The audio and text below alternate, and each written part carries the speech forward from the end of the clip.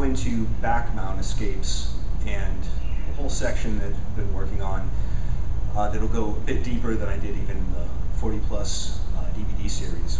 So it'll be some overlap, but I'm going to build on that quite a bit and kind of go deeper into the subject matter and show some things that I think will really help you out, get a lot of mileage, some details I haven't really seen taught elsewhere. Just as a preliminary, I know that Eric and I are both wearing white gis, but I think you'll be able to pick this out okay. As a preliminary, let me just talk about the essential posture. I think this should be a review of anybody that's been in the game for any substantial amount of time, even a few months. So if somebody has my back mount full hooks in, what I want you to be thinking of all the time is protecting against the posture that's going to get you broken down the easiest, and that'll be some version of a harness, okay, or seatbelt position. So if Eric has this, he's got 3 points of control, okay, and this is even to say like he hasn't already set in a grip that he can submit me with for a choke or something like that. But right now he's got head position on me. Notice his head is in tight, he's not leaning back, so he cinched his head in tight, kind of isolating my body on this side. On the opposite side from his head, he has harness. Okay, so he's locked in tight here. He has an over and an under, so it's going to be hard for me to get off to the side that way or to scoot down. And he has hooks. Okay, so those are the 3 H's: head, hooks, and harness. Harness, aka seatbelt position, or whatever it is you like to call it, over under. So this is what I'm trying to avoid. So if we release for a second, what I'm trying to do all the time from here would be, even if, let's say, his hooks are in, okay, I want to have a defense on my neck, and I'm trying to always be head fighting so he doesn't get me isolated in here, and my elbows will be glued to my rib cage. So typically the position I like the best here is I'm fighting, my feet would be up so I can kind of maneuver here. I'm not just going to be laying like this.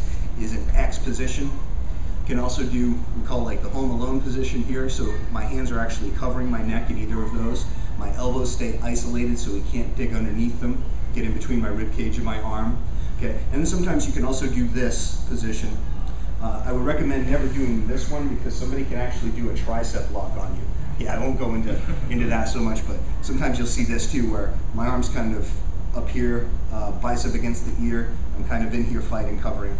Typically, here's going to be my favorite. My hands are literally here ready to intercept anything coming across my neck, my elbows buried against my rib cage. Right, the first principle I'm going to talk about is sort of in the scramble. So before somebody gets locked into their position, just thinking about how can I get perpendicular to them? Because as you just saw, anytime Eric is lined up with me, so we're in linear alignment, then he's got an advantage to be able to climb on my back. The more to a T I can get, the more perpendicular, the less chance of control he'll ever have. So let's say from here he's on the side, he gets a harness position. We could start off with basically any grip, but from here, not a great position. He's already gotten inside on me. But as he goes to make his switch to take my back, okay, it would look like this. Okay, so just go ahead and take my back. Good. So he pulls me into back mount. So if we go back again, okay, this time, look at what I'm going to do to try and prevent that. So I'm trying to be defending in the transition, always much better than waiting until you have to get pinned or locked into a position and then fight out of that. So if we do it one more time, okay, as Eric makes his switch, I'm rolling 2. So as I roll up, you'll see that I have the opportunity here. I reach out, I grab his pant leg, and I'm getting offline as early as possible. I show that from another angle. Around here.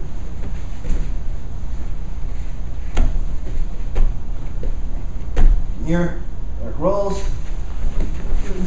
So I'm trying to get offline, balling myself up and turning into this T position as early as possible. So even though he has the harness, I never let him set those hooks. I'm too tucked in, okay, from here.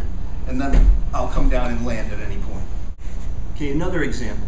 Let's say that in a scramble, maybe your partner's got a grip on the back of your gi somewhere. Okay, so he's kind of like scrambled, he's starting to climb up on top of you like this, but he hasn't actually harnessed you, seatbelted you. So from here, at any point that I can actually sit up, make myself into a ball, and I can get offline, all the better. Even better if maybe he's only got one hook in so far. So anything I can do in here to be able to get into that type of a scramble is always going to be better for me. And again, you don't have to be super acrobatic, you just have to be able to do a basic half back roll, shoulder roll in jiu-jitsu, which almost anybody can do even if you're not very flexible. So from here, I tuck myself up. Okay, this is all predicated on he hasn't gotten underneath and he hasn't clasped his hands together. So even if he's holding onto my gi, I can sit up here and then I'm off. Right? And sometimes from here, as he tries to climb after me, like there'll be a leg in here that I can grab. Okay, take a position for a leg lock. But the main thing from here, one more time, always looking, can I sit up? Can I get offline? Okay, so anytime I can do that, that's going to be number one. You do want to make sure that if your partner's pretty tight to you, that you're conservative about letting your arms come away from your body, because I could potentially sit up here, come offline, and then even if I get here, I could potentially come up for like an arm triangle or something. So you do have to be a little cognizant of where you are in space. But even if I did that very tight, I sit up, keep my arms in, right? Only once I'm offline will my hands come away, and I can start to keep him away from me so he can't fall. Now we'll assume that we're in here. He does have good control on me.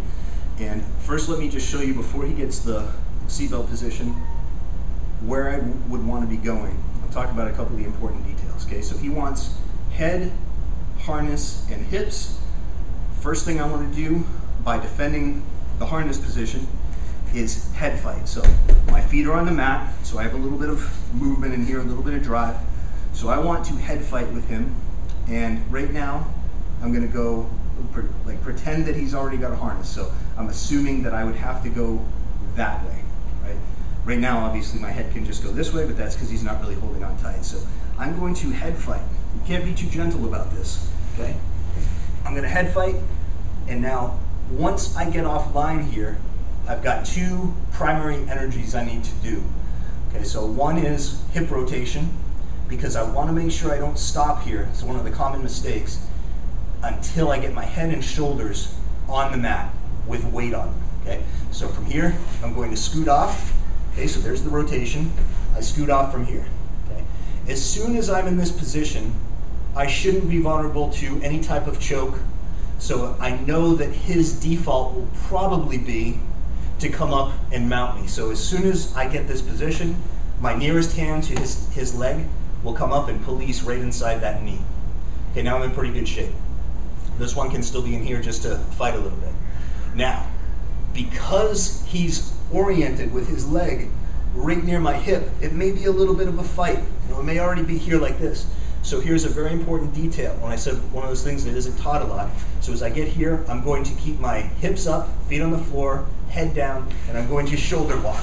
And now as Eric's starting to come up, okay, at the very least, I should be able to come in here and get some sort of guard, okay? Maybe it's a deep half guard, maybe it's an X guard, but I'm getting high. I'm getting literally higher up than he can come over. So I'm not just trying to go out to the side and stay in one place. So it's a big fight. Okay, I'm trying to frame and get up high, offline. Now, if we see this more commonly from seatbelt position, okay, a couple things. He already got me here, right? So I'm already in the deficit somewhat. One of the things you see a lot from here is people have a harness, they're going to be off to the side, not just hanging down here on your sternum, kind of up by the shoulder. So he's one tick away from inserting his thumb in my collar or going for a rear naked, what have you. So if I can, I'm going to come inside like this. So not just palms facing me like this, but here I'll do that. But this one is going to actually go palm down. I lock this in. Okay? So you see that I'm kind of catching him before his arm can come high. Now, I lock down my arm because even if Eric ultimately wanted to like change things up and pull this arm out, I want to make sure that I can feel everything going on in here. So if he wants to come up, okay, I'm checking his wrist here, it's going to be hard for him. And the whole time, as soon as he gets this position, I know I'm locked in, I start the head fight. Don't let him lock in any tighter than he can. Okay, so from here, I start fighting, head fight. Good. Now my head touches and I begin the rotation, scooting off. As soon as I know I can't be choked, I'm in here. He's going to be trying to follow. So I shoulder walk up.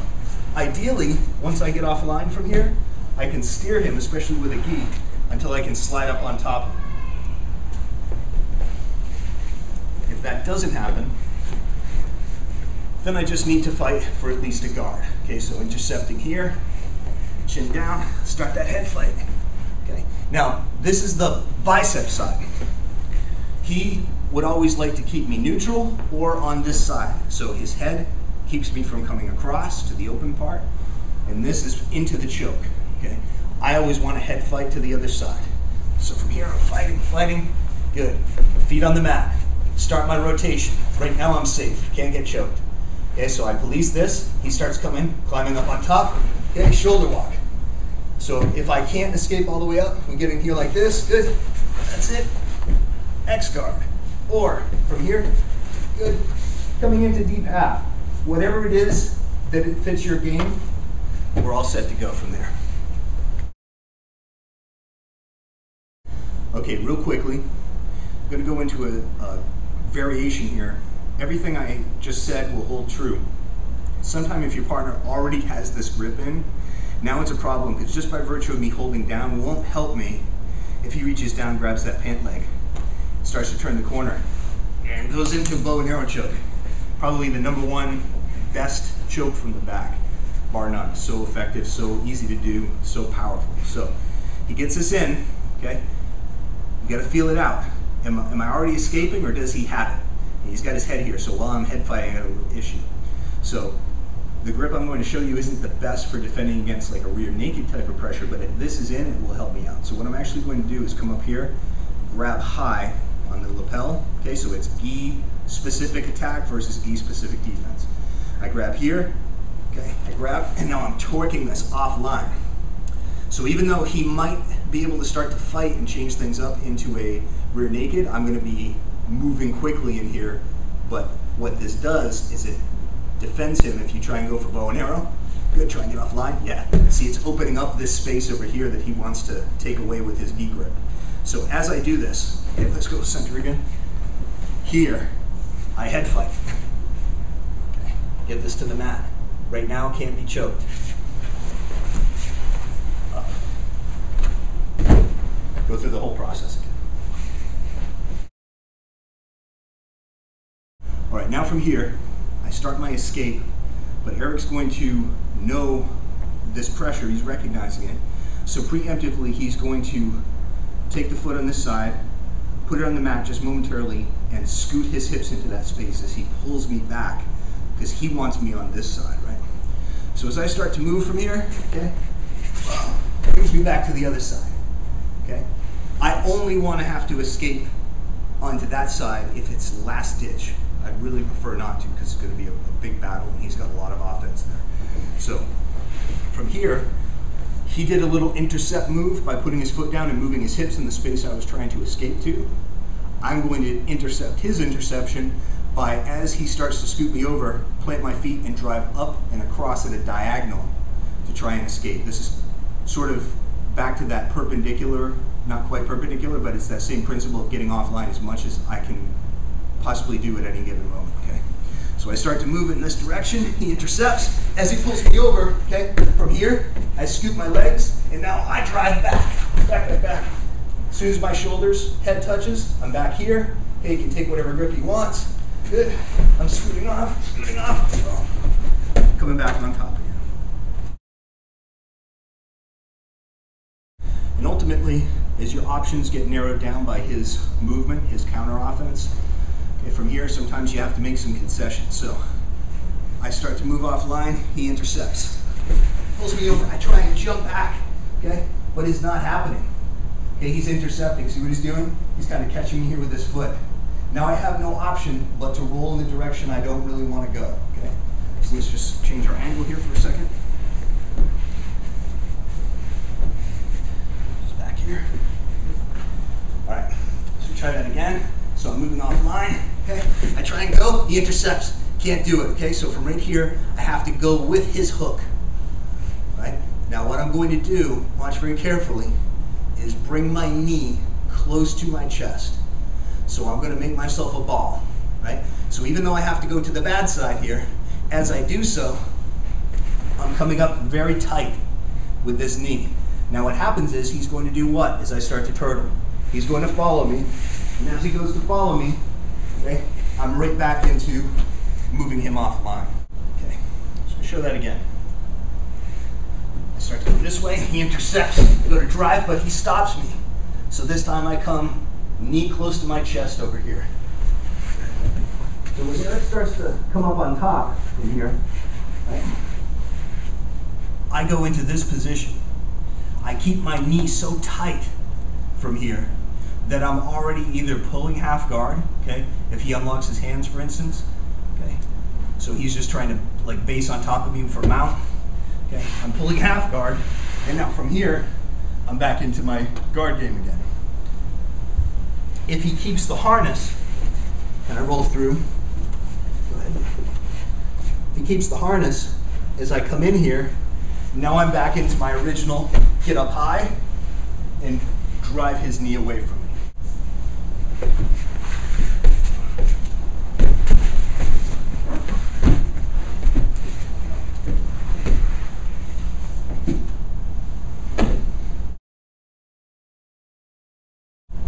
So we have a pretty good battery of, or arsenal of options there if somebody has your back. But again, we go back to the fundamental of head fight, get offline, trying to deny the control as much as possible. Even if he does have control, go to the open side, not the closed side, and do that as soon as you possibly can. Try not to from here, okay? Do the hard work of getting offline here, and then starting to curl yourself up like this and start to come back into your opponent. This is where it makes it easy for him to scoot back underneath you, okay? Just kind of pulls you, good, scoots in there, and now you've got an issue. So that's why I said in the outset, once you start to get off the line, head and shoulders with weight, feet planted on the floor, hips rotate out, shoulder walk get higher, then he can follow you, and then from there everything becomes about your frames. Now this time, let's say for a second, as we're in a scramble, maybe I can't sit up and just roll like we did before, but Eric's got maybe some sort of grip. Let's say you're grabbing like, yeah, the back of my shoulder and my belt or something like that, right? So he's got me in here somehow, he's inserted his hooks, but if there is no underhook on me, nothing under this armpit or this armpit, I have the option at any point, or even if I hand fight him off or something like this, I come in here, I have the option of scooting down. Sometimes that's a nice available option based on the pressure you feel. So from here, when I scoot down, I scoot like this, and the whole time I'm defending my neck, yes, but I also, as I keep my elbows on my rib cage, I'm also feeling them on the inside of his foreleg. Okay, so I don't come out like this, I keep them right inside. So my head is here, protecting, so giving good hook pressure. You'll find that from here, if you have that elbow pressure, all you need to do is kick one leg out and you'll lose that leg, okay? So it's just like a can opener, basically, like pop, and it will come off. As soon as I feel I've lost that one, I'm immediately going to come over and straddle this one, okay? So pop it off, one more time. Good, pop, immediately come over. And very important, you'll watch what my head does. If I bring my head over here to this side, he can either roll up onto my back or he can potentially even guillotine me. So as soon as I step over, my head is going to immediately drive across his hips into an over-under passing position. Very important. So from here, I come, head comes across, okay, immediately, as I arrive in position. Now I'm in a great position to pass. Good, another angle, scoot down.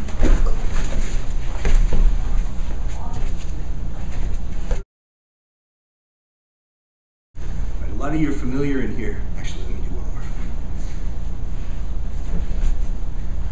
Okay. This is another technique I learned from my friend Luis Gutierrez. It's kind of a great story because he taught this to me. I've used it ever since. It looks a little flashy, but it's actually a pretty high percentage for a scoot down type of escape. But the great story about it is that he taught this, and he said that he had a dream that Rickson Gracie came to his class, taught this to him in his class. This is an awesome presentation about the principle of it and everything. Taught this move, all the students started to hit it. He woke up the next day, he went in and said, this absolutely works. So Rickson Gracie came to him in a dream, in other words, taught him this move he'd never seen before. They've been using it ever since. Okay, so from here, I scoop down. And for whatever reason, I feel like I'm just not able to just lose that hook. Okay? So from here, what I'm going to do is I bring my elbows inside.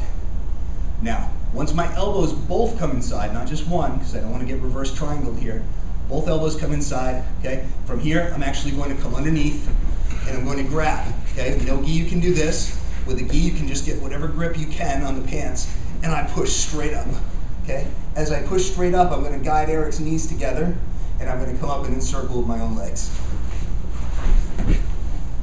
So if I can get up by the knees, it's great, but even the forelegs sometimes from here, I come in, now I pull myself up, start the windshield wiper pass, start to walk into the mount, what have you, but it's a great way to just lasso his legs together and come up on top in a passing position.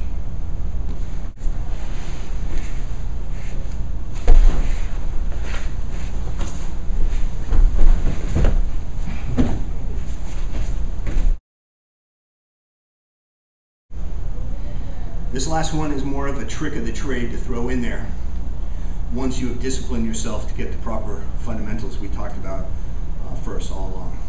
So you may have seen this defense before. As Eric's starting to come in, okay, and fight.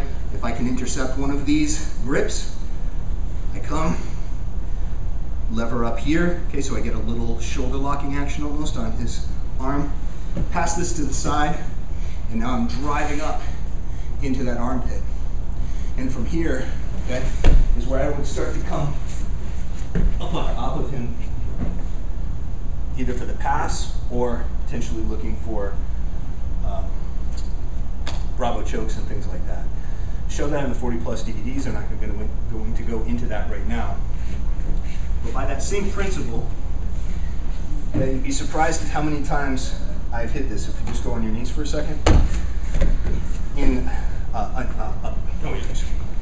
So in Aikido, Aiki Jiu-Jitsu and stuff, there's a wrist lock. I think it's called Sankyo. It's like number 7 or something.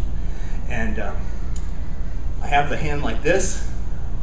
So I grab the meaty palm with my fingers. His palm's facing me. I keep his arm bent about a 90-degree angle, and not down here, but sort of up here. And now I just twist into him. I know, but check it out. Here's why I bring this up from this position.